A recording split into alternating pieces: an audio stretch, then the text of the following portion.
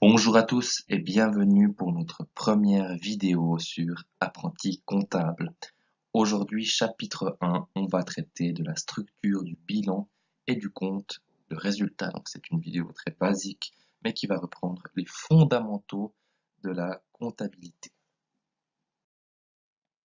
Au sommaire aujourd'hui, la structure du bilan avec ses règles essentielles et la structure du compte de résultat avec ses règles essentielles. Un sommaire léger.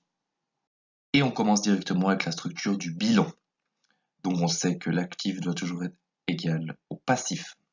À l'actif, on retrouve les comptes de l'actif circulant, les actifs immobilisés, et au passif, les capitaux étrangers à court terme, à long terme, et les capitaux propres.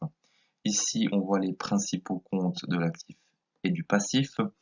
On va revenir sur ces thèmes-là dans une prochaine vidéo, par exemple pour les créances clients.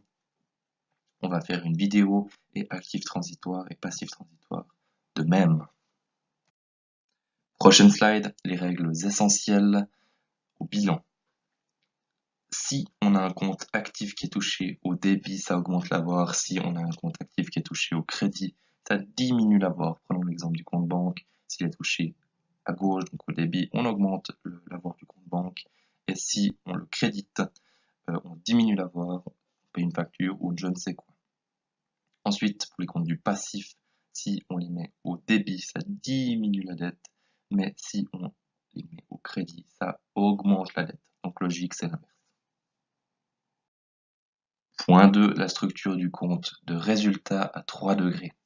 Donc ça, c'est une notion qui est essentielle aussi, les 3 degrés, et ça va sûrement revenir lors des examens finaux. Le premier degré, il comprend tout ce qui est du business de l'entreprise. Tout ce qui concerne le business propre de l'entreprise. Donc, on a les marchandises, on a les risques de créance, on a les frais d'achat, donc tout ce qui concerne le business. De ce premier degré, on en retire une marge brute. La marge brute, on la reporte au deuxième degré. Le deuxième degré, qu'est-ce que c'est? C'est tout ce qui touche comme l'exploitation, mais qui ne comprend pas le business. Par exemple, le loyer, c'est pas le business. Charge d'exploitation, mais ça ne comprend pas le business. Donc, on met ça au deuxième degré.